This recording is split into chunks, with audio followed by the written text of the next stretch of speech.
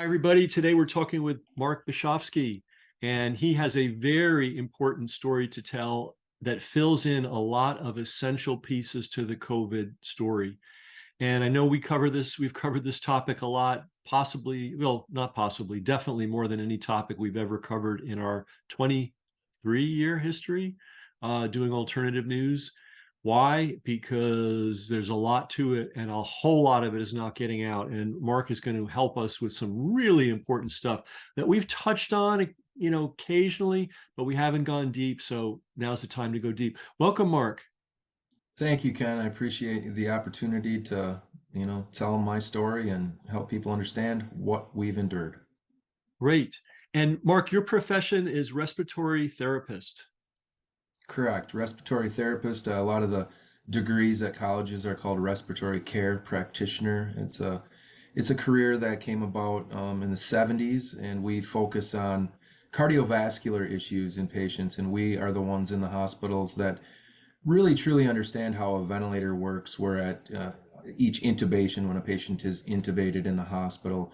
We are there to help insert that tube, to manage the ventilator after that, and to get the patients off the ventilator. We are the people, for better or worse, who would be the ones that pull the plug in a hospital situation. So it can be very grim careers, situations a lot of times. Gotcha. And we're going to get into this a little bit later, but so when you have somebody like, liberal arts graduate, law school graduate, Governor Cuomo screaming for more events, he didn't even know what he was talking about. And as Aaron mentioned in one of our interviews, it's great to have events. You better have people that know how to work them because there's nothing simple about the process. There's nothing simple about initiating. There's nothing simple about maintaining a person on it. And there's nothing simple about taking a person off.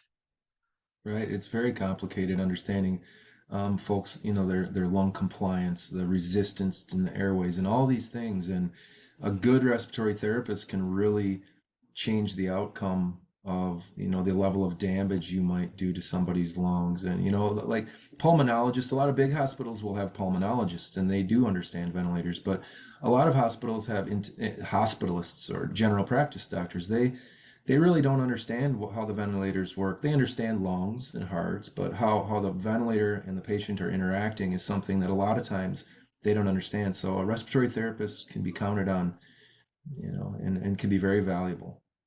So this is a profession that started developing in the 70s. How were you drawn to it, and what is the education process for a respiratory therapist? So it used to be, yeah, it came out of the 70s, and it typically now it's a 4-year education, a college education. I actually was able to get a 2-year degree. It took me 3 years, and it was intense. Our program started with 21 people, ended up with 7. Very intense. 2 years of just straight up, clinicals, understanding the physics of lungs and flow dynamics and all those things. And I got into the field kind of accidentally. A friend of the family of ours was the chief cardiothoracic surgeon at our hospital in La Crosse, Wisconsin. And he's like, oh, be a doctor, be a physician's assistant. I didn't want to go to that much. I didn't want to spend that much money or that much time in college, but I stumbled across this respiratory care practitioner degree, and I'm very very grateful that I landed in that field. I wanted to maybe be a nurse. There was a waiting list, physical therapist waiting list, and I'm grateful that I did end up as a respiratory therapist because for me it was great. It's exciting. You get to go to, you're putting out the fires in the hospital, so to speak, and you're kind of on the move all day. You're not kind of tethered to one patient for the entire day like a nurse is. And God bless these nurses that are there and giving that care that they need so greatly. But I kind of liked the ability to be moving around the hospital and going to where the exciting things are happening. Gotcha. Like a cop or a fireman. Yeah. Yeah. And so you had did you say a family member was a surgeon or a family A friend? friend of the family, and he Friend. let me come into. He did open heart surgeries, and one day he invited me to come in and watch him do one, and I stood on a ladder behind him over his shoulders and watched him rip the chest open and watching the anesthesiologist and everything that happened, stopping the heart, and I was just fascinated. So I knew I was going to go into a career with something in heart and lungs and in helping human beings, and I ended up respiratory therapist. So it was a calling. It was a true calling. It You was didn't for look me. at, you didn't say I could be a doctor, accountant, a lawyer, a civil engineer, or a respiratory therapist. It was a calling. You wanted to do this specifically to help people. Yeah, I think that's what God put us here to do, is to help people. And when you're a respiratory therapist or a nurse or a doctor, good doctors, as we well know, many doctors, I think unintentionally are harming patients. But yeah, I want to help people. That's my goal in life. Great, great. And of course, people help all kinds of ways, and ideally, people are going where their true calling is, you know. And it's especially, I think, important in healthcare and in medicine that the people involved have a calling for it, not dollars and cents. Well, this looks like a secure job with a good pension. That's probably not the best way to look at it. Um, I bring this up, and this is a sidebar. Uh, Apparently, with the forced expulsion and then also people removing themselves from the hospital systems, they're starting to recruit people in their middle ages who are no longer wanting to or able to work on assembly lines in Detroit, not necessarily Detroit, but wherever Detroit has manufacturing.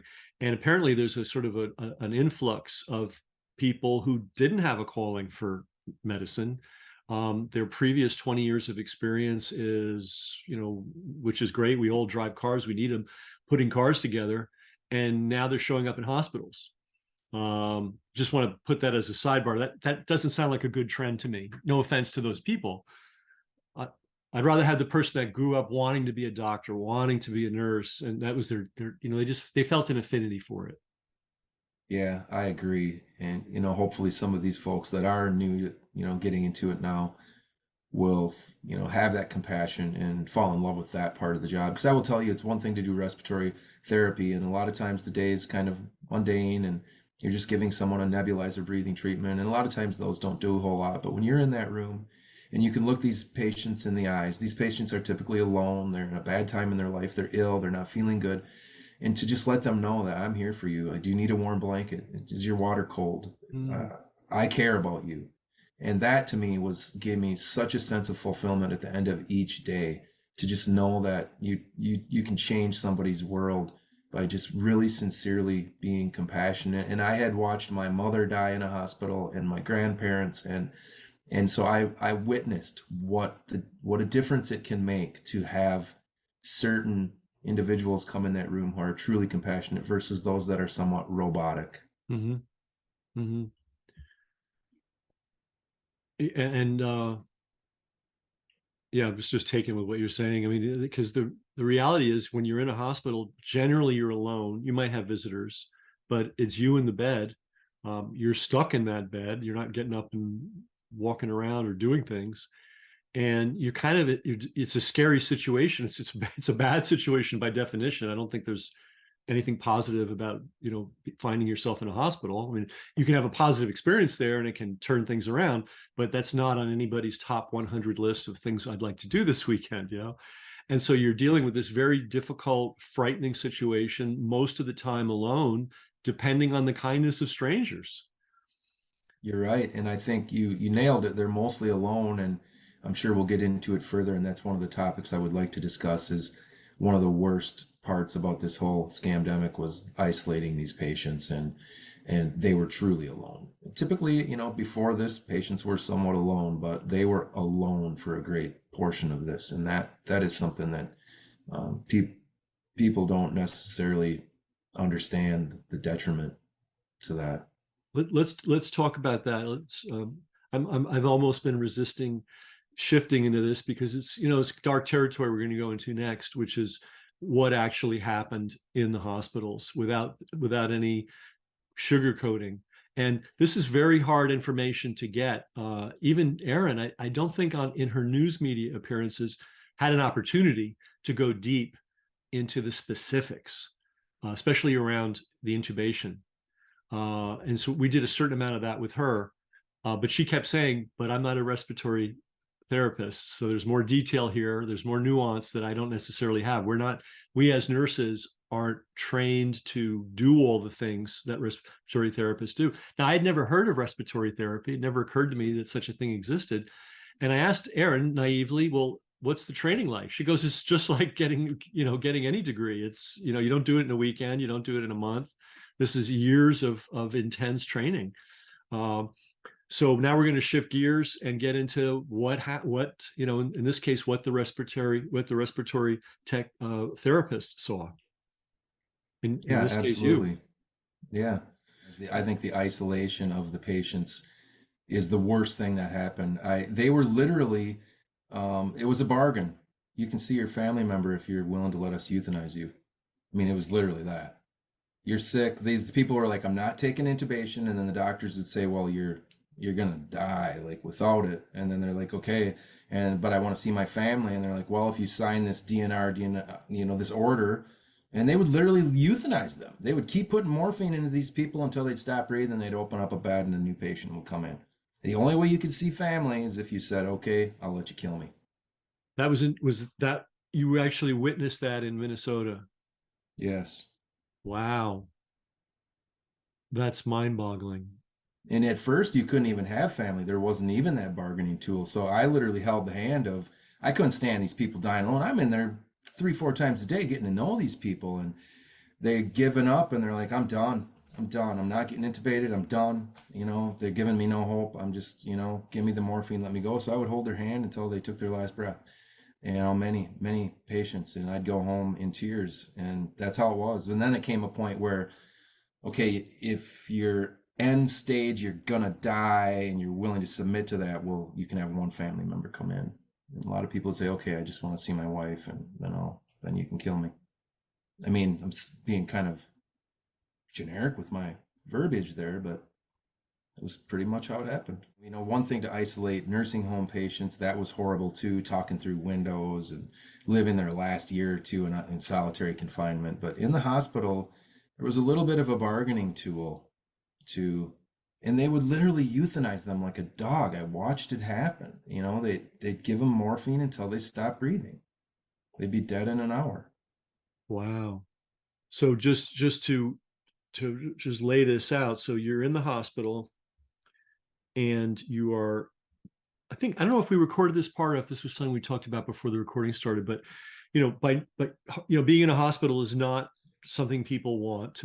You're there, you don't want, it's not a happy day. Unless you're giving birth or something, maybe that'd be one exception. Yeah. Or you were dying and now you've been saved. Okay, well, that's probably good. But in general, hospital, not a good thing. Scary place to be. High stakes, usually, often. And even if you're so lucky to have family or friends who can visit you, they're not hanging out with you all day. You're most of the time alone. And then there are people sometimes that don't have family or friends nearby, and they are just perpetually alone. So you're in this high stakes, frightening situation alone. And then COVID came, and then they enforced the isolation. And then what you're saying is they were basically saying, one group of patients was saying, well, look, we don't want to be intubated. We're not going for it. And the answer was, well, then you'll just have to die, and I hate to say it, but probably other care that could have helped them was withdrawn. I mean, forget the active things about, right? Yeah, some of these people that submitted, so that I couldn't think of the word before, but if you were willing to go to what we call comfort cares, where all we're going to do is just make you comfort, we're going to withdraw all the care that's keeping you alive, and we're going to give you morphine. If you're willing to go to comfort cares, we'll let you have a family member come in. Now, some of these people that did that might have lived if they'd have just hung on a few more days, but they just so badly wanted to see a family member. They'd been in there for 2 weeks, 3 weeks, and they're struggling. It's not easy. They're sick, but some of them might have lived. But once you sign the comfort cares, well, the hospital can have you dead within an hour with enough morphine. They start decreasing the amount of oxygen they're giving you, any ventilator support, any non-invasive ventilation or whatever they're providing you. They just start pulling that back slowly. They start increasing the sedation, the Ativan, give the morphine, and then the patient like starts to like struggle because they're out of their mind. They're so morphined out, and it's just like at that point you just keep giving more and more morphine until you literally just make their breathing stop. And I watched that happen. I was in the room for an hour at a time sometimes watching it happen. And that's kind of what made me leave. I couldn't tolerate watching that any longer. It was breaking me. Now, comfort care, that's different than hospice. It's like in hospital hospice. Okay. But it's comfort care means we're going to make you comfortable. That mask on your face that's keeping you alive isn't comfortable. We'll take it off.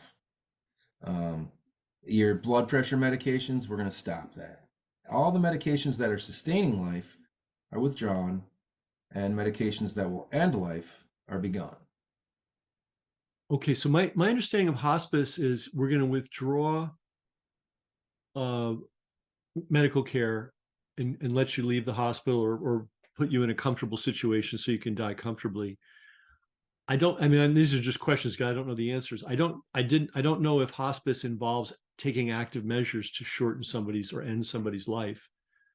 It shouldn't. I think it does happen sometimes. So it is different. These folks are on hospice. You're not teetering on life or death. You might have a month or 2 or 6 to live, and so we're just going to make sure you're comfortable. We're not going to poke you with needles so much anymore. We're just going to make sure you're comfortable. In a hospital, and you got COVID, if you withdraw all their care, they're likely going to die in a few hours. If you take that BiPAP non-invasive ventilator off and take their oxygen off, their oxygen is going to get so low that they're going to go unconscious, and then they're going to start twitching and all the stuff you don't want to see. And so you give the morphine to kind of expedite the dying process. So these people they die quick, fairly quickly. Sometimes it can take a few hours, but once you go there, you might make one more iPad connection to your family, like I love you, and then they take the stuff off and give them a bunch of morphine and they're dead. It literally happened that way. Wow.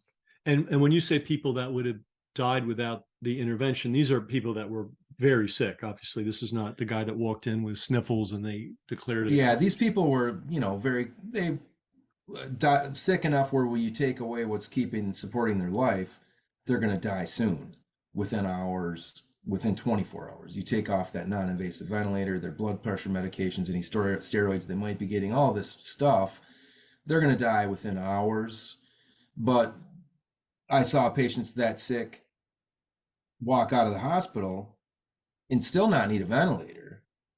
So some of these people, had they been willing to hang on a little longer, might have recovered, but they so badly wanted to see a family member. At least in a couple cases, some people were just fed up. They didn't like their life necessarily anyway. They're sick of struggling to breathe. They're not going to accept intubation. They're just done. I'm done with this. Let me die. So wow. Sometimes that was the case, but to see a family member, and I've heard this from many other hospitals too, anecdotally, the only way you get a family member in is if you go comfort cares. Wow. And then I saw something interesting. I have a video clip somewhere of it. And you may have seen this, where a doctor was bedside by somebody and she was struggling and she was selling the idea of the intubation and said, hey, if we do this, you'll get out of here sooner. Unbelievable. Absolutely not true. The opposite. Wow. And I will find the video of that. And that was on a news broadcast. They were showing this shamelessly as if it were okay. I think a little background, so we're hearing about what's happening in Italy. We're hearing about what's happening in New York City. Everyone's kind of preparing. At the same time as our hospital's preparing, I'm understanding that what we're being told isn't true. I'm always skeptical. I question everything. One of the big things for me in understanding that we can't trust the narrative is that the government doesn't really necessarily care about saving lives. We see, we spend so much in this country, in the United States, on healthcare, and we're maybe one of the sickest nations in the world. We lead in things like obesity, heart disease, diabetes, the infant mortality. about 52% of Americans have a chronic illness now. We're really horrible at it. It doesn't have to be that way. There's messaging that could change the narrative to get people to be healthier. So I knew that if they're going to lock us down, all these things they're doing, it made no sense to me. But I will say, I was watching the news, CNN, and they showed, and being a respiratory therapist, you understand this. They showed a video. They said in New York City, they'd run out of ventilators and they had to use one ventilator on 2 patients. They showed a picture. I have these pictures still saved on my computer. It was a lie. Understanding what it takes to use one ventilator on 2 patients is extraordinarily complicated. So I saw that the media was lying, and I started questioning everything. And, those are rabbit holes you go down. And I ended up having, my relationship with the doctors at the hospital I worked at was impeccable for a decade. Impeccable. I was a very valuable part of their team. They trusted me to assess these patients. I ran the ventilators. But once I questioned anything, they would no longer talk to me. So that was kind of my experience leading up to this. Wow. So your first indication that the narrative, the COVID narrative, had at least one factual flaw was seeing the news reports talking about intubation and seeing some of the things they were claiming to be true that you knew as a practitioner either couldn't be true or were so far-fetched as to be beyond belief. Right. The pictures that they showed of 2 people lying in a hospital room on 1 ventilator were not true. In fact, I asked several of my colleagues and actually a doctor or 2, how could this be possible? And it just wasn't possible based on the configuration of the ventilator circuits, how the patients were. If you're going to use 1 ventilator on 2 patients, these patients have to have similar lung compliance, elasticity, and they also have to be paralyzed and sedated. None of that was happening in these rooms that they showed. So was it a stock photo, shock value? I don't know, but I knew right away they were lying. And let's talk about early intubation. The first thing that you started hearing is Cuomo ordered 30,000 ventilators, early intubation. And now looking back at the end of my tenure at the hospital I was at, the doctors did admit that early intubation was ridiculous, but they wouldn't listen to me at the front end. I'm trying very hard. I kept some people from getting intubated, but to let people know what it means to be intubated, it is barbaric. It is something you don't ever want to do electively. Most of us in our lifetimes will probably get intubated at some point for maybe a hip surgery or a knee replacement or something like that, where you're intubated, where intubation means they're putting a tube down your trachea and they're going to breathe for you. You're sedated for this. And it is, it's a big tube. These things are, we call it a garden hose. It's not quite that big, but it's invasive. And the complications that arise from intubation are profound. I learned the first year of my career in 1999, I went to a doctor's symposium and I worked at a big teaching hospital. They had a lot of data they could pull from, and they had discovered that when you intubate somebody for whatever reason, their risk of mortality goes up 25%. Therefore, the message was avoid it at all costs. You're just, if you don't have to do it, you only do it in an emergency.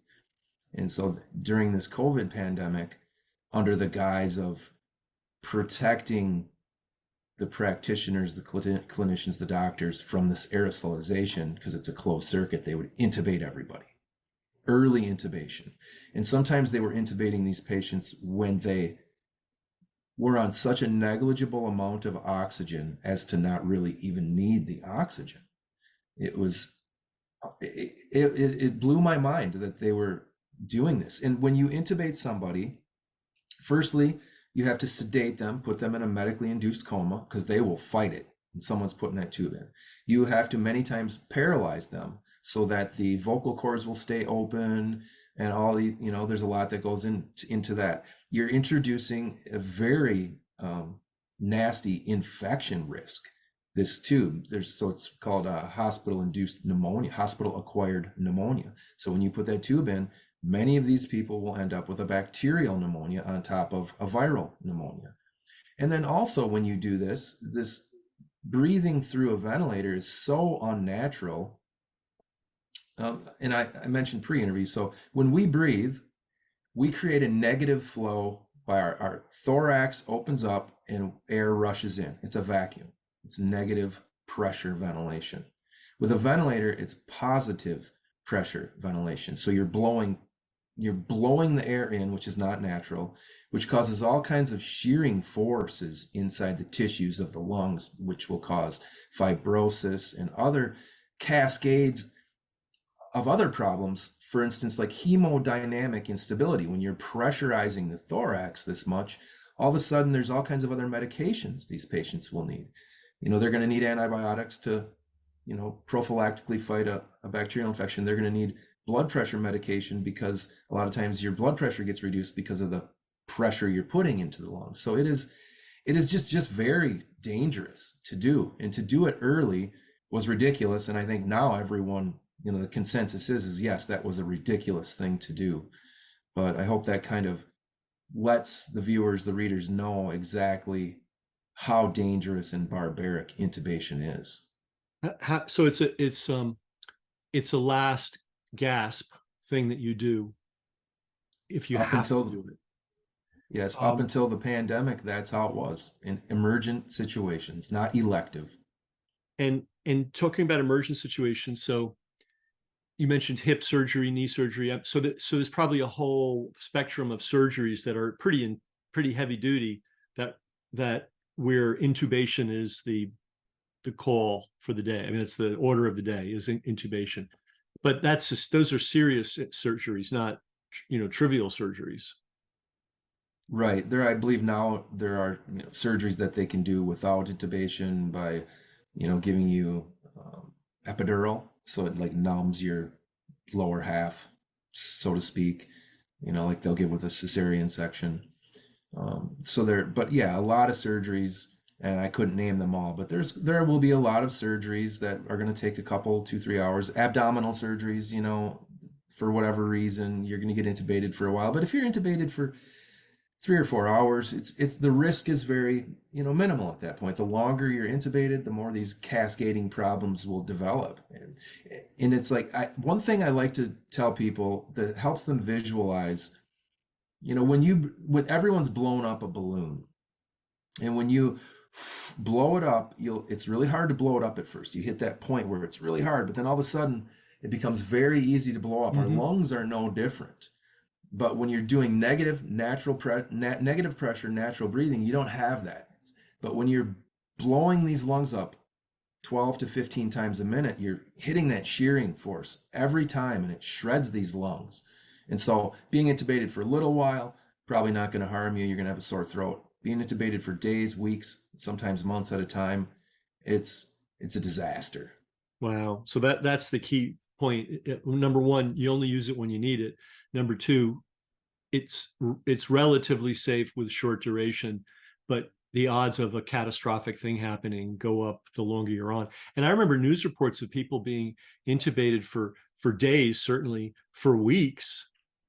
I think there was one case of a guy that was on for a couple of months or something, and they Oh, were and many months. many months, and then and then the news reporters were shocked when they saw these people were in ill health after being intubated for 2 months. And your take on it would be they're probably lucky to be alive at all. Yes, and we have a person in Minnesota that's been in the hospital for 900 and some days and is still requiring a ventilator. There was a man in Wisconsin who was on for, I think, 7 months, who they said was going to die. They tried to get him to give up his life. He ended up surviving. He's home now, and I think off oxygen. So, yeah, they're on for a very, very long time. And I will say that some of these folks did need intubation. There was a point in this process of COVID, and for anyone that questions if COVID was real or if they just relabeled the flu, no, I will tell you, and from my perspective, absolutely there was something new under the sun. But there was a time where intubation was your only chance. And I saw it happen where if they weren't intubated in the next hour or so, they were probably going to die. And that's when you should intubate. Now, and since you were there, these are people who we're told, probably had comorbidities. Maybe they were frail elderly. They were medically obese. They might have had other problems. I mean, did you see any, strapping, healthy young people come in who COVID put into this condition? No, everyone was either obese or over 70 or had, type 2 diabetes. Always comorbidities. I remember one man in his mid 50s who was strong and healthy who came in and needed 2 days of oxygen. Was pretty sick, needed quite a bit of oxygen for a couple of days, but really recovered quickly. But I didn't see anyone. I wasn't in a huge hospital. I'm in communication with a lot of other respiratory therapists in big mega centers, and they report the same thing. Not they Very, very few young, healthy people got that sick to require a ventilator. Uh, so those were the ones that you feel legitimately could have used the ventilator assist, and yet a lot of people were put on ventilators who maybe shouldn't have been on ventilators at all. Can you talk about that? Like you mentioned very early on that there were some people that were getting oxygen assistance, right, with a mask, I guess, I don't know what you call it. And they were getting, some oxygen, but not like a heroic amount of oxygen, just some oxygen. And those people somehow ended up on vents. Can you talk about those folks? Yes, so kind of the initial criteria right at the very beginning of this when it hit the Midwest was if a person was on 3 liters nasal cannula. So everyone can maybe picture the two little prongs. You'll see people walking through the grocery store, elderly folks, with the little prongs in their nose. We call it a whiff of oxygen. 3 liters is a whiff. It's not, you could take somebody that's on 3 liters of oxygen and take them off the oxygen, and they're probably going to be okay. It's never would you intubate anyone that's on 3 liters of oxygen. But that was the criteria early on, and I do believe that was more or less the criteria being used out in New York City. Now, in my hospital, we had some respiratory therapists who were fighters, who were willing to challenge these doctors, who would tell the patients to say no, because the patient at the end of the day is their own, they can make that decision. So we were able to avoid it for a lot of patients, and I believe probably save their lives.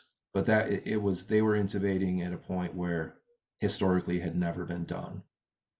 Where do you think the criteria came from? I mean, the doctors became the enforcers of the criteria.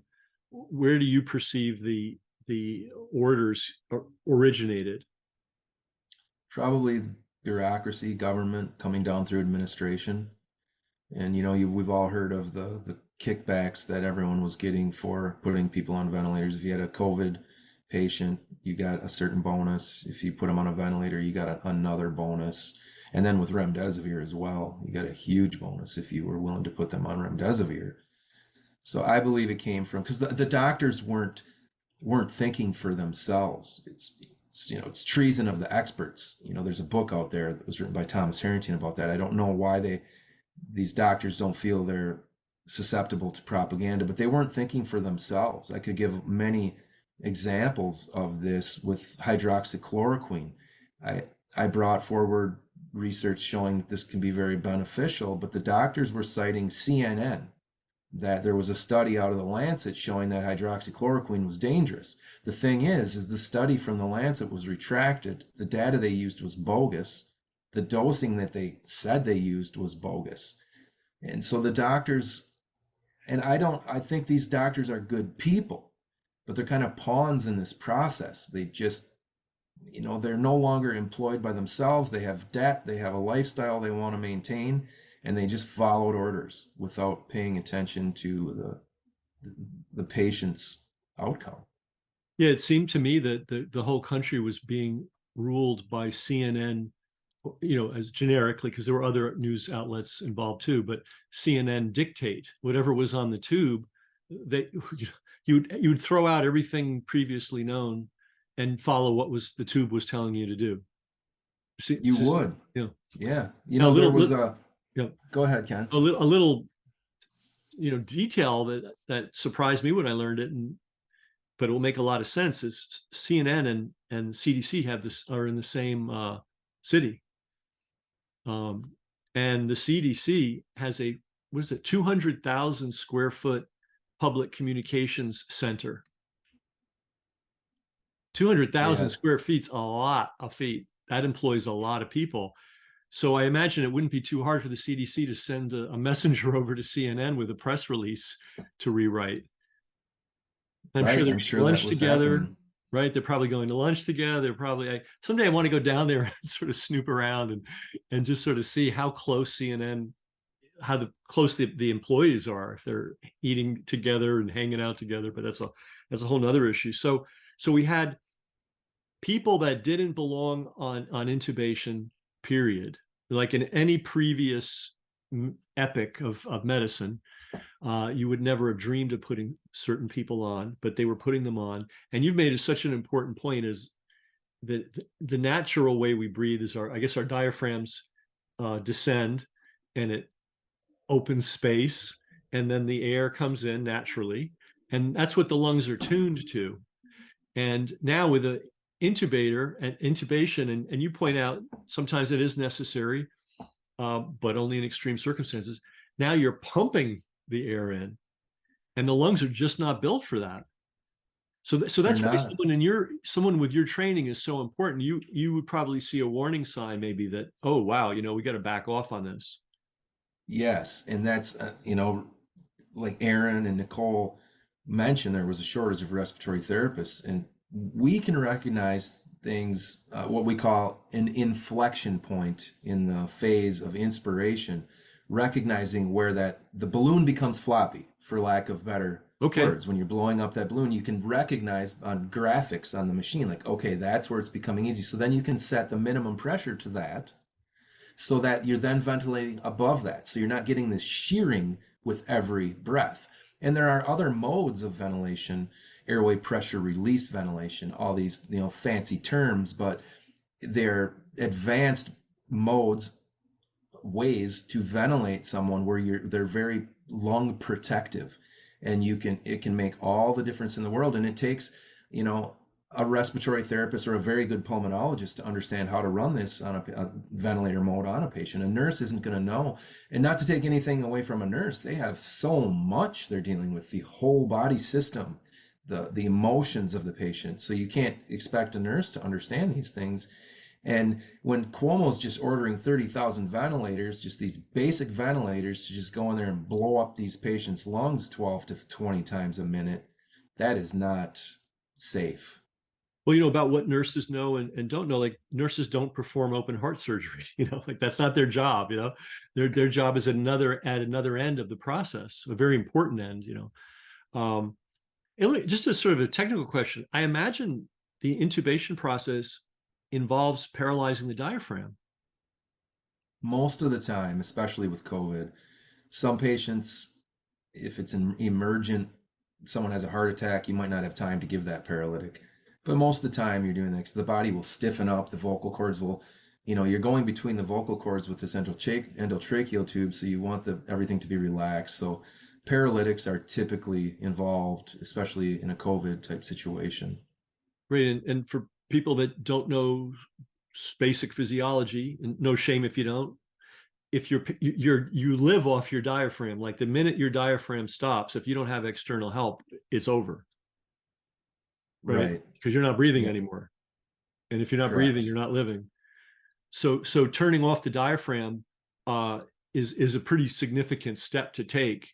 And you're now, replacing the diaphragm with these pipes that are blowing the air in, as opposed to the diaphragm descending and opening the lungs and letting it close. And so, and again, you saw a lot of people go on that shouldn't. How many months? And we should really talk about how long you were on the scene, because at a certain point, this situation became untenable for you.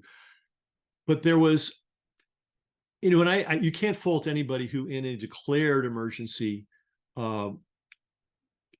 there's a declared, someone says the house is on fire, run out that door. Okay, I'm going to run out that door. I'm not going to do a Google search. I have to trust what I'm being told, that it really is an emergency, and I have to trust that going out that door is the right door, right? But at a certain point, a lot of people said, wait a minute, there's a fire, but it's a grease fire. We can just put it out in a second, and that door is killing people. There's a tiger on the other. You know what I mean? so you recognized very early on, your colleagues recognized very early on that too many people were being intubated. At some point, the medical profession recognized that. What was the time gap between the time you guys said, hey, no, and they said, oh, yeah, you're right? Well, in my hospital, we'd fought it all along, so it was kind of this staggered gap. If there was a respiratory therapist on staff that was willing to fight, but I know in an institution that was affiliated with mine, a bigger hospital, they were pushing for intubation pretty, maybe not early, but earlier than you would still want. They did extend what they would allow patients to put up with before the intubation, but I believe for most institutions, they were intubating before they had to through the entire pandemic. So how long are we talking about? Because it's hard to tell. Is the pandemic over? Is it still on? Did it end when the magic vaccines came out? I mean, when did the pandemic ever end? And therefore, that will help us know when this rush to intubate ended. I would say, you know, maybe early 2022 is when it was kind of slowing down. I left the field in October of 21, so a couple years ago, and still at that point there was a rush to intubate. I should also mention there's something called non-invasive ventilation. It's where you put a mask over somebody's nose and mouth and you ventilate. It is positive pressure ventilation still, so it's not the natural variety, but it doesn't require paralytics, it doesn't require intubation, it doesn't require sedation, and you can successfully ventilate people. And we saw it work many, many times. But they would say you can't do that because then you're aerosolizing the room. You're putting COVID into the room, putting the nurses and everyone else at risk. But it was bogus because these patients were already on what we call a high flow oxygen system, which is also aerosolizing the room. So I would beg the doctors, please just put him on this BiPAP or non-invasive ventilator. And other protocols from other hospitals was that you couldn't do that, but we would fight it. And so there was much they could do. They could use these non-invasive ventilators, but I think, they did, I think slowly, just kind of in a slow fashion, they did lengthen the time before they would intubate. It's kind of gradually through the pandemic. So it wasn't an on-off switch. They started with an extreme approach, then they started to modify it over time.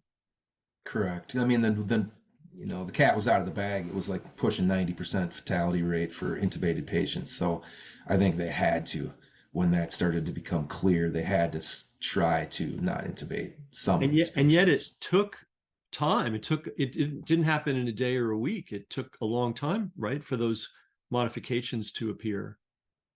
Yeah, I would say a good year through the pandemic. Yeah, So just so everybody understands, so there was a red alert by people like yourself saying, wait a minute, wow, this is not normal. This is too soon. Remember how risky this procedure is, et cetera, et cetera, et cetera. And it took a year for this to disseminate. I remember there was an ICU physician very early on in New York City who was doing videos. I don't know, you might have seen them, and he'd appear, on his break, and he'd be obviously bedraggled, just exhausted. And he'd say, I think we're doing this wrong, guys. I think we need to set it differently. And now let me ask you this, because some people think doctors are all knowing. And the joke I made with Aaron, if that's true, then I can go to my podiatrist for heart surgery, right? So doctors know what they know. And who, everybody knows what they know, and that's their specialty. Being an ICU doctor, even a capable one, doesn't mean you necessarily are a maestro, a virtuoso of operating an intubated patient, right? Right. I mean, most of them would have a pretty good understanding of what's involved, but not like a pulmonologist. A pulmonologist would be the person you'd want at the bedside if you're critically ill with something wrong with your lungs. But, ICU doctors have a good understanding, but not as much as a pulmonologist. So, to put this into like a contracting comparison. So if I'm a general contractor and, I know I need a mason, I know I need a foundation. I know what a good foundation is. I know what a bad foundation is. I can't lay a foundation personally, right? But I know who the good foundation guys are, and I know enough to know if somebody's really messing it up. I can say, hey, what are you doing there, right? So maybe that's the level of an ICU doctor when it comes to intubation. They kind of know what intubation is. They know what it's supposed to be like. They know what it's supposed to look like. Hopefully, they know some good respiratory therapists they can count on, just like a general contractor on a house. But they can't go in and lay the foundation. They may not know enough about let's say we're looking for the electrical part of the job. Well, they know what it's supposed to look like when it's done. They may not physically be able to, wire a house correctly to code. Doesn't mean they're ignorant, but that's not their job, right? I think the job of the ICU physician is to supervise, keep eyes on, work with other specialists as a team. It's not their job to be able to open up the hood and start fixing the engine, because that's not what they do.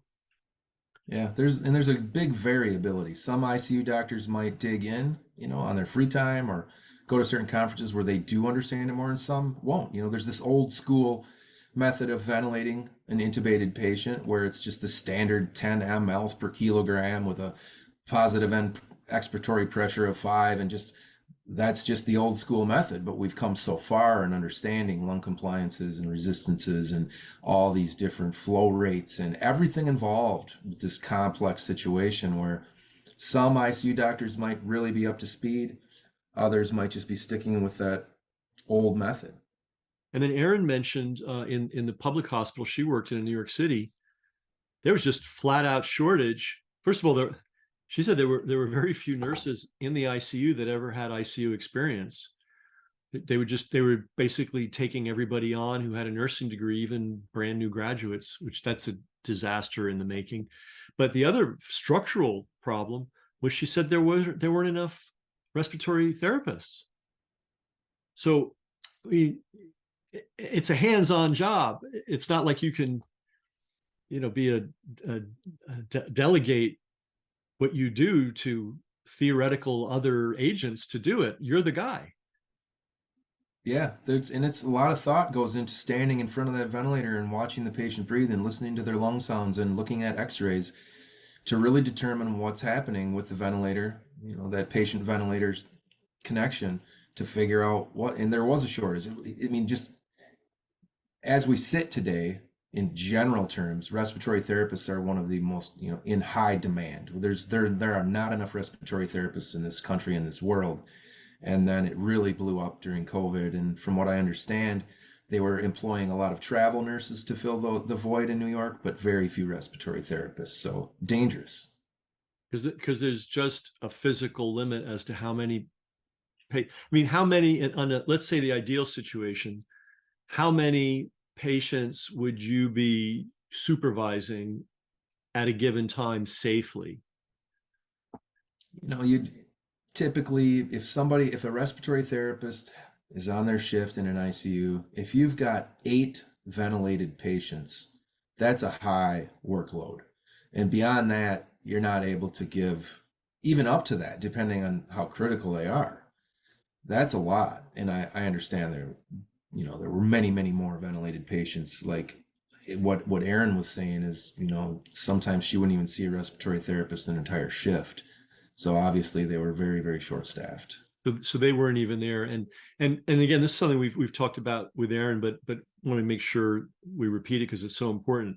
And we sort of said at the very beginning, this is not something you figure out on the fly. Like, in other words, if somebody's never been exposed to respiratory therapy at all, and now suddenly they're being told, well, you got to handle this patient, there's no way in hell that somebody just off the street, even if they're trained as a nurse, even if they're trained as a doctor, are going to be able to operate safely, right? I mean, we need to say I would agree with that. I would agree 100%. So you and some of your colleagues were, I want to say this too. Under the normal circumstances, a doctor in his right mind or her right mind looks to the respiratory, a qualified, capable, experienced respiratory therapist like yourself as a partner in giving feedback, giving information, letting the doctor know what's going on, and then as the person that actually executes on specific changes to the setup. That's the normal course of events. And then you mentioned that for in 10 years you had great relationship with all the doctors you worked with, and I'm sure that's the norm for capable, experienced respiratory therapists. They must be seen as valued partners in the process, right? But now a few of you early on said, "Wow, what's going on here? We can't agree with this. We don't think this is a good idea. We don't think you should intubate this particular guy, et cetera, et cetera, et cetera." You started to indicate earlier what happened when you did that. Let's go into that in detail.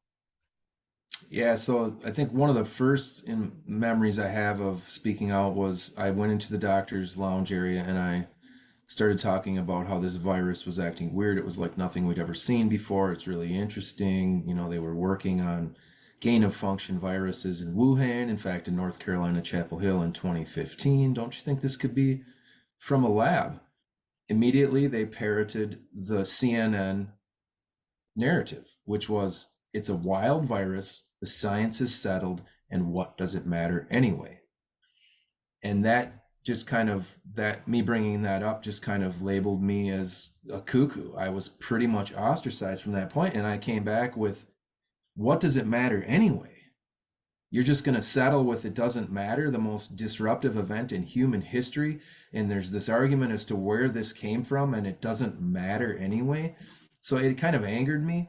But then I started asking for vitamin D. We all know now that most of the people that died had low vitamin D levels. I tried to get ivermectin. I tried to get hydroxychloroquine, and then I tried to push for what's called Pulmicort or budesonide. It's an inhaled medication which is proving to be very, very effective for COVID. It's inexpensive. There are essentially zero side effects. There are no risks in giving this. And I, in fact, had a couple doctors okay it, and we saw improvement. But then a new doctor would come in on their shift and discontinue it because it wasn't in their protocol for treating COVID. But I'm thinking, all these patients are dying, one after the other, with this same ventilator remdesivir protocol you have. Why wouldn't you try this safe and effective alternative as an off-label? I mean, it's an inflammatory disease of the lungs, and I'm asking you to give an anti-inflammatory medication for the lungs, and they wouldn't do it. And so just it all built up to the point where they would no longer talk to me. Some of these doctors just literally would turn their head. I'd be walking down the hall. They'd be the only one coming my way. I'd say hello, and they would just turn their head, look at the wall, and no longer say hello to me. So Wow. you just became no longer really part of the team, and somebody they thought was crazy just for asking these simple questions. You know, Nicole mentioned that not only would they not try some of the as yet untested therapies, they wouldn't even let the patients take ibuprofen or give them steroids. So to talk about what why ibuprofen, why steroids were previously always used in respiratory inflammation. Well, first of all, were they, and why are they used normally? Well, inflammation in the lungs. So it's my understanding that, you've got a viral illness and the virus does what it does, but there's a cascade of things that happen within your body, which kind of cause like an autoimmune response within your lungs. So the cytokines, everyone's heard the term cytokine storm, but it's basically an inflammatory response. And so you would typically give an anti-inflammatory medication, which steroids being number one, or ibuprofen, are anti-inflammatory, NSAIDs, non-steroidal anti-inflammatory medications. And so to not give in Pulmicort, the inhaled version, so you can give systemic steroids, methylprednisone, prednisone, and those will decrease inflammation, but they do have really nasty side effects. They can cause blood sugar issues, all these things. But the Pulmicort is inhaled right to the location of the detrimental inflammation with very few side effects. And there's a doctor out of Texas, his name is escaping me right now, but he discovered this very early on, and he was having, basically 100% success with it. I used it when I got COVID. It's safe, inexpensive, and in my opinion, highly effective. And now studies are proving that it is effective. And so you would want to give anti-inflammatory medications for an inflammatory process. And yet there, from my understanding from Nicole, was in where she worked, they were told not, they were forbidden even Yeah, from that was giving. the early message. By the time it hit Minnesota, I think that protocol changed. And so we were giving low dose systemic steroids to the patients. I don't know if right away in the pandemic, but I know for the great majority of when I was working through it, we were giving some systemic steroids. But there, again, like I said, there are side effects that go along with those. Um, but you're right, they weren't giving them early on. So not only were they intubating for the first time in history, using intubation as a prophylactic in kind of minor presenting problems at the, some people you mentioned had very serious problems and intubation may well have been indicated, right? But they were just using it as a general prophylactic in cases where you mentioned someone was on 3 liters of oxygen, which you called it a whiff. Well, whiff. A whiff, right? So, Yeah. yeah, they need a little help, but they don't need a whole lot. So putting them on intubation is like, dropping an atom bomb on, you want to dig a hole in your yard, to build a swimming pool. You don't use an atom bomb, right? You maybe use a correct tool. But they were calling for for heavy artillery or for, strategic air command to come in when all they needed was a backhoe, for example, to use an example. So you got basically, what's the word? Not exiled, but Ostracized, ostracized is the maybe. word. Yeah, which cannot have been comfortable, obviously, and I imagine some of your colleagues went through the same thing. Yeah, there were a few of us. In fact, two, a respiratory therapist colleague that I worked with in the same hospital, Mike Toombs. He's probably, in my mind, one of the best respiratory therapists I know. I thought I was good. This guy's one of the top in the nation.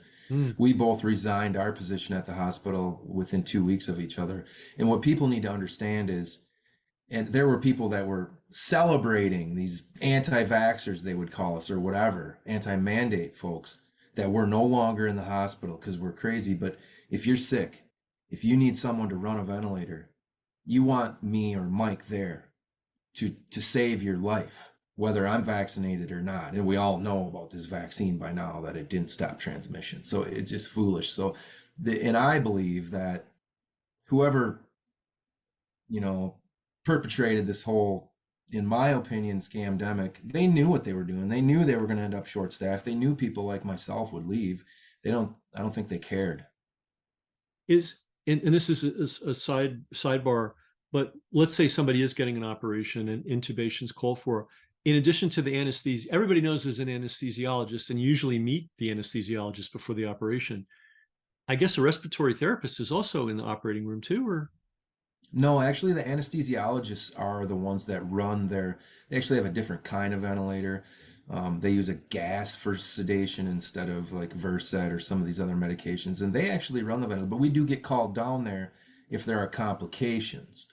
So for these standard procedures, typically it's the anesthesiologist who runs the ventilator with, like I said, the kind of the old method, just these 10 milligrams per kilogram or 10 milliliters per kilogram, and just really standard ventilation. But if there's an issue, we are then called. Gotcha. But then there are operations where intubation is part of the puzzle. It's part of the. Yeah, in fact, there are a lot of surgical procedures where you'll be intubated preoperatively, and you will actually then remain intubated for a few days. Some of these really advanced abdominal surgeries, for instance, you'll come back to the intensive care unit where the anesthesiologist will hand off the care to the respiratory therapist. We will put them on our ventilator, and we will, maintain and care for the patient's respiratory situation until they're extubated, until we pull the tube out. Gotcha. So if nothing else, what people have learned from this call is if you're in a situation like that, you best research your respiratory therapist and get the best one you can. I bet there are billionaires that don't even know that little piece of trivia. Wow. So you're ostracized, and at a certain point you said, enough. I've had enough. Now you mentioned that after you left that hospital in that situation, you've had difficulty getting employed again as a respiratory therapist. You had difficulty. Can you talk about that? Yeah, so, I ended up being on a lot of different podcasts and I led a lot of rallies and marches and I ran for office. So my name was out there as a whistleblower, so to speak. And I had trouble the first several applications I put into these hospitals where they're in great need of respiratory therapists, especially with someone with 20 some years of impeccable experience. But they wouldn't call me back. And what I'm guessing is they would do an internet search. Well, I will tell you, since that time, I've scrubbed what I can. I've made all of my social media profiles private. And since then, I have gotten one offer, but turned down by, until I scrubbed what I could and hid as much information as I could online, they wanted nothing to do with me. Wow. It sounds like it was the social media presence that was the problem. Because the reason I ask this is I know a lot of these companies, a lot of these hospitals are owned, they're chains, they're part of a larger thing. So I imagine there's blackballing involved too. It's like, hey, don't hire this guy. He was a problem to us. Yeah, I believe that that happens to a certain degree. I do. Can't prove it, but I know for a fact if a couple of these hospitals didn't call me back and they had like several positions open, there would be no reason not to hire me. I mean, honestly, my work experience is impeccable. I've never been fired. My references are as good as you can get. The level of experience I have is as high as you can get as a respiratory therapist with decades of experience. There would be absolutely no reason for them not to inquire further. So this is an example, and people need to know this of whoever runs these hospitals uh, putting petty politics over having the very best people they can taking care of their patients. I mean, I don't know how else. What else? What other conclusion can you draw? I couldn't have put it better myself, Ken. That's exactly what's happening. Mm. So you got involved. You mentioned rallies and stuff. You not only separated yourself from the situation, but you actively started pushing back. How did you? And I'm going to guess that you weren't an activist previously, or not a lead activist. Now suddenly you say, well, I've got to. It's not just enough to say no on the job. I've got to do something more. So talk about that evolution, if you would. Yeah, so with hospital administration, I warned them that I know they're going to come up with a vaccine and I know you're going to mandate me. I had an open dialogue with the president of my hospital, and he's like, "No, we're never going to do that to you." And I said, you will, and when you do, you're going to have to walk me out because I'm not jumping through your hoops any longer. I'm tired of what I'm seeing here. These bunk PCR tests, and you're inflating the death rates, all this stuff. I'm fighting them this whole time, and finally, the mandate came across my computer, and I resigned. And I should note there's this interesting little tidbit that on my last day, I gave a 2 week notice. And on my last day, I decided I was going to ask our medical director. I'm working with patients. He was in the hall and he came up and he said, "Mark, I'm sorry to see you go. It's your last day." He was kind. And I said, I'm not going to say a name, but I said, "Doctor, can I just have 1 second of your time? Can you please tell me what your thought is behind vaccinating young men to this disease where they have like zero risk of death, but a high risk of myocarditis?" And he got red in the face. He said, "I don't have the bandwidth for this right now." And he walked away. And within 2 hours, I was walked out of the hospital by security for going rogue. So if you dare to ask, even politely, you will get walked out of that hospital if you try to mention anything about the narrative. But moving forward, so I resigned. So the mandate came across the computer. I got really mad. I put in my 2 week notice. And the next day I went with a sign I made. And I'm shy. I've never been a public speaker or an activist. In fact, Ken, I wish I'd never met you. In a perfect world, we would just be living our lives. I wouldn't have met Del Bigtree and Aaron Siri and all these people. But so I built a sign. I made a sign with a piece of tag board and a post, and I went outside the biggest hospital in downtown St. Paul. And I think the sign something like, "If you're against vaccine mandates, take a flyer. I'm going to organize something." I don't know what, but I wanted to find out if I was alone. And I built a big list. A lot of people though they were afraid to approach me because it was stepping out of the mainstream. Within 4 days, I had a rally in my hometown with 1,000 people. Within four Within a month, days? yeah, I don't know how it happened. It just did. Within four Wow. days, I had 1,000 people. Kind of got in trouble, overflowed the park. The porta potty got filled up. But I didn't expect that to happen. And within a month, I had a rally with over 5,000 people at the state capitol. These are some of the biggest rallies Minnesota's seen in I don't know, decades. And the next rally I had was maybe 7,000 people. And we did a march to the governor's mansion from the Capitol with about 5,000 people. So we're talking one of the biggest marches Minnesota's maybe ever had, and the media didn't cover it. You're Mm. talking 5,000 people. We had St. Paul police escorting us. The line of people was 2 miles long, civil, no issues whatsoever. Just very, people carrying their signs, health freedom, and did get any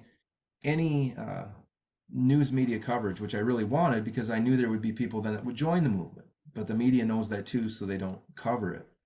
And so, yeah, it just really blew up for me. We tried to sue the hospitals for these mandates. We were not successful there.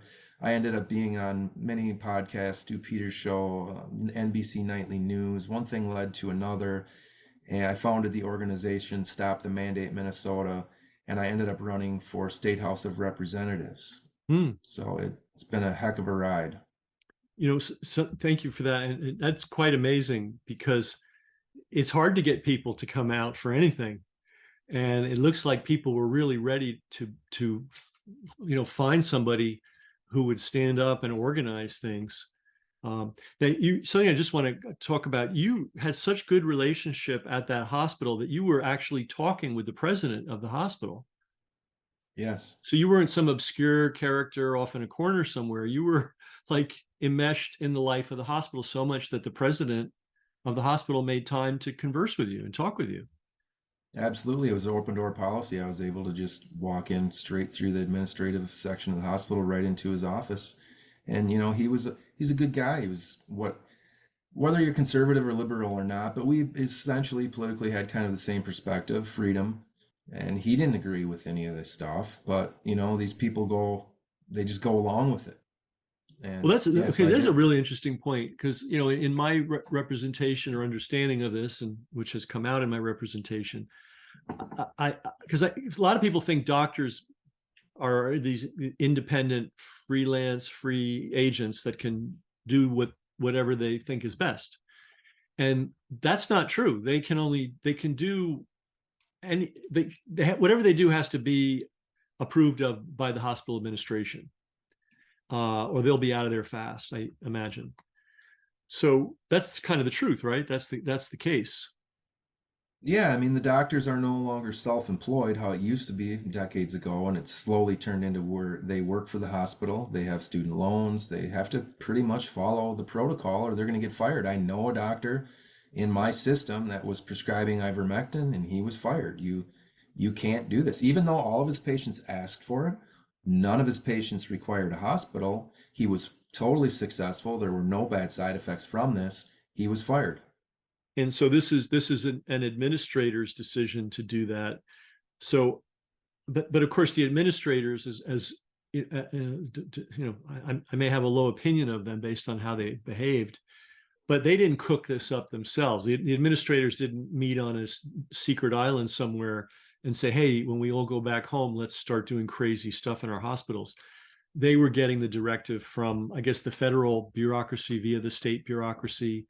Um, Exactly. I think that's what was happening straight from Fauci, and NIH and the CDC. I believe it was all cooked up ahead of time. All this, everything that's happened since the last 20 years has led to this, taking doctors' autonomy away and this whole HIPAA thing we have, and everything has kind of led to this. and You HIPAA, know, everybody thinks HIPAA is this wonderful thing designed to protect the patient, but it doesn't really protect them, in the way people think. it's data collection. It has nothing to do with your privacy. It's a smokescreen for allowing data collection. Correct. Yeah, yeah.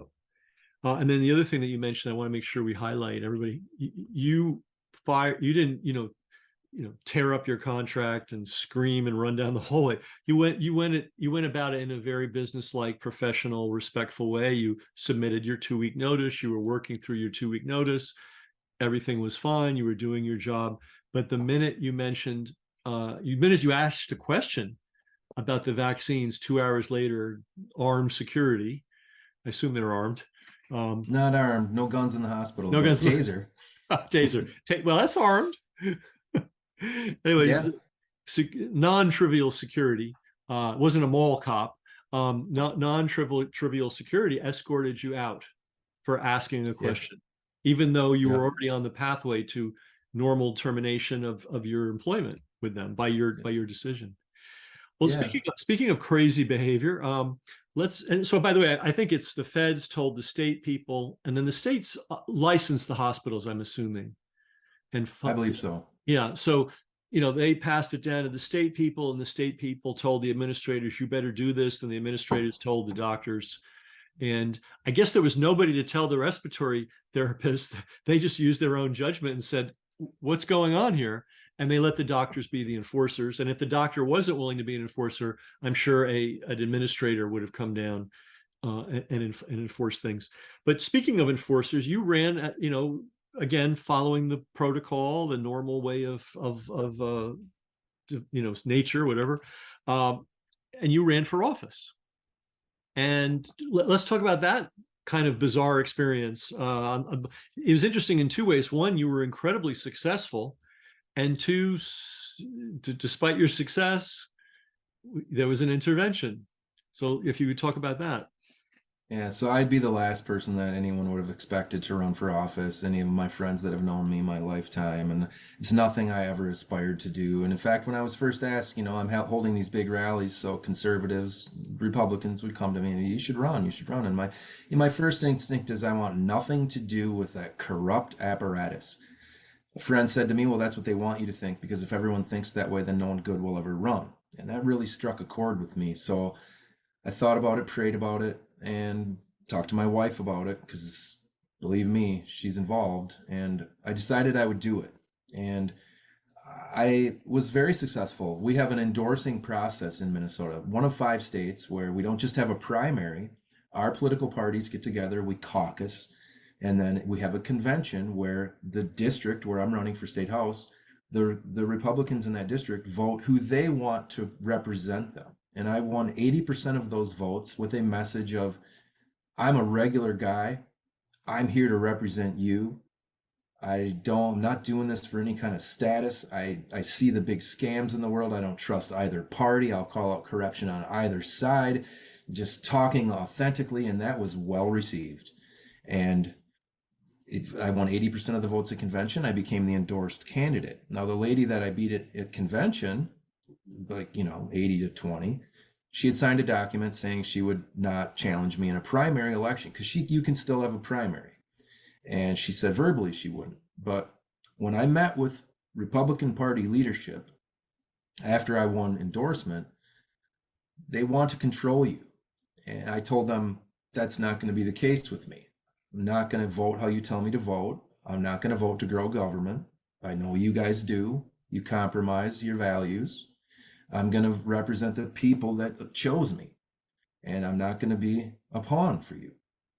And immediately they understood they couldn't control me, and they came after me. They propped up the lady that I beat in endorsing convention. They ran her in a primary against me. You know what it is, Ken? And I don't want, I'll say one swear word here, but it's just like George Carlin said, it's a big fucking club and you ain't in it. Right. And they knew they didn't want me in their club. So they spent, what I'm hearing, maybe a record amount of money in a piddly state house race, $70,000 in a primary election to take me out. They employed door knockers to campaign for my opponent. I had to spend everything I had in the bank at the time, $35,000. So I did win the primary in 60-40. I won the primary. I won 60-40 still, but not only did I have to overcome 70,000 in spending, I had to spend my 30,000, and they slandered me. They said that I supported medical mandates, which is a lie. I'm the guy that founded Stop the Mandate Minnesota. I'm having rallies. They just literally will do anything. This political apparatus cannot be trusted. And so, I ended up losing the general election by 8 percentage points. But had they given me the 70,000, had they employed door knockers for me, had I not had to spend the 30,000 to win the primary, that's $100,000 swing. Maybe things turn out differently. Had they not But they, slandered, had they not started a slander campaign? right. So I don't know how it would have turned out, but I sure learned a lot. And, it's a uniparty. Yeah, we can't underestimate the power of these parties simply for logistical reasons. They've already got the apparatus. Let's say you had all the money in the world, you still would have to find the door knockers and know how do you hire them, how do you train them, how do you supervise them, how do you deploy them, how do you take advantage of the data they collect. I mean, it's a job.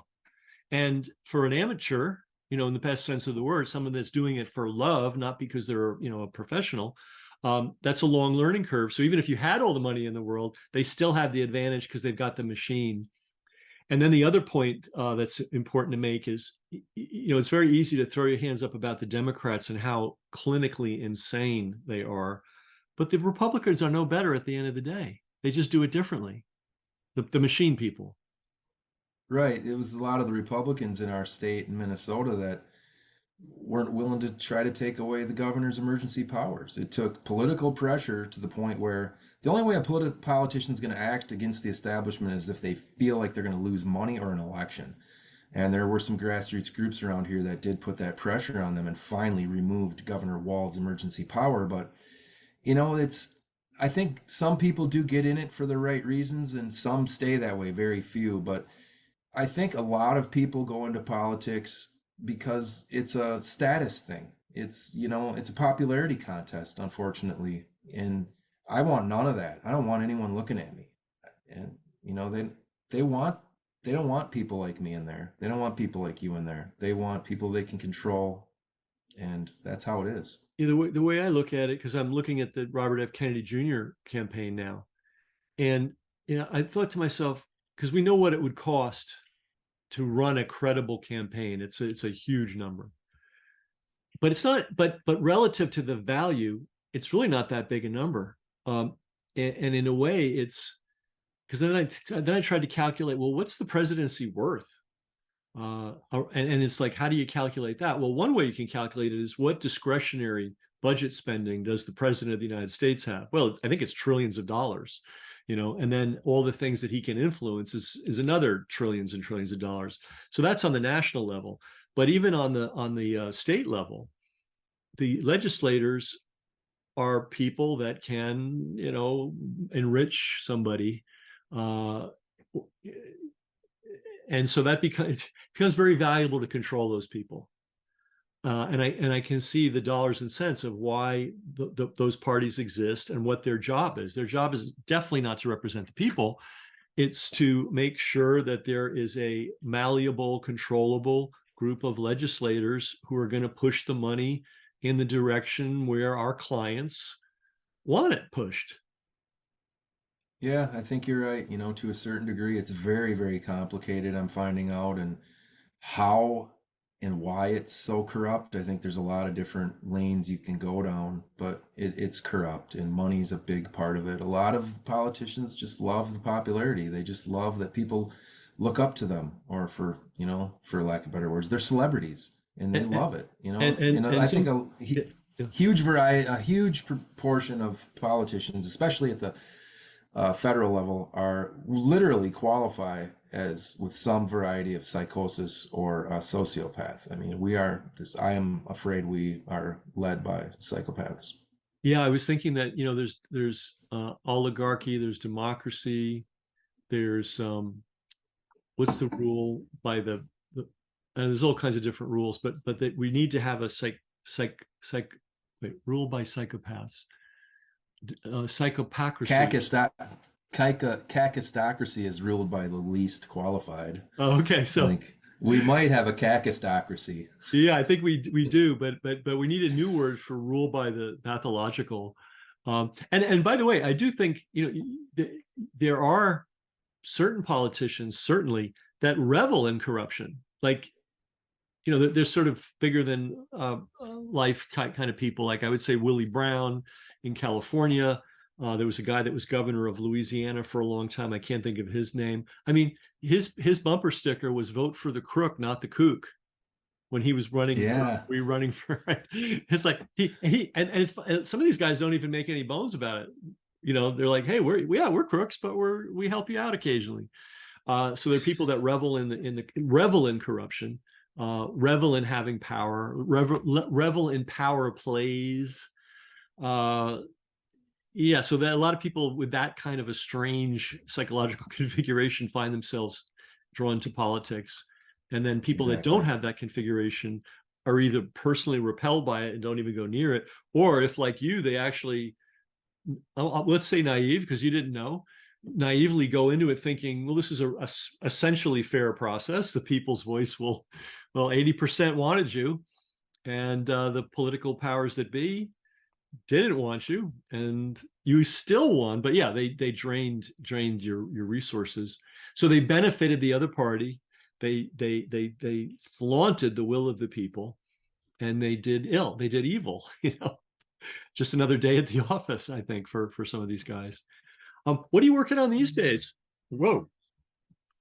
Little buzz there. Uh, Well, I have a lot going on, Ken. I've actually got a show, a podcast where I interview amazing. this is, by the Oh way, just no. this is a national alert. I was gonna turn my phone off. They went early. Are we gonna drop over dead now, Ken? You're getting it. Have you heard the warnings? No, I knew that they were planning some crazy thing. They needed a national alert. I turned it It was off. supposed to be at 2:30. I'm gonna turn my phone off now. It was supposed to be at 2:30, so I was gonna turn it off. But yeah, Ken, I'm doing a lot these days. So I have a podcast where I get to interview amazing people. One of my most recent guests, you may have heard of him. He's the author of Fauci's First Fraud. He's a guy named Ken McCarthy. Oh, that So guy. he was on my show, and the show is called The Truth Expedition. It's on Rumble. I'm still involved with politics. I'm actually on the state executive board for the MNGOP. Probably the last person they want in that room. What's Was the in what MMGOB? Minnesota GOP, Oh, the Minnesota Republican Party. So I'm in the executive board now, one of 15 people. It was an elected position, and I know that the executives don't want me there. So I still dabble in politics. I homeschool my children. I'm still an activist. I hold different rallies and events, and everything I do from here forward is to make sure that my children live a life of freedom. well, great. Well, thanks for your time, and great to meet you. Yeah, thank you so much, Ken, and I'm sure we'll communicate again soon.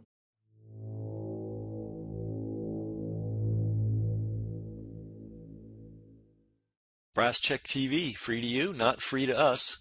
We've got a server bill, we've got an email software bill, we've got a tech helper bill, and that happens every month. So to everybody that is supporting us financially, that's paying for their subscription in one way or another, we really appreciate it. If you're not, consider doing so. Everybody's got money for the newspaper and the cable bill and all that. Do you have money for media that's actually serving you? That's really the issue here. And when you help us, it allows us to get this information out to the world. So thanks to all our supporters, and if you're not a supporter already, please consider becoming one.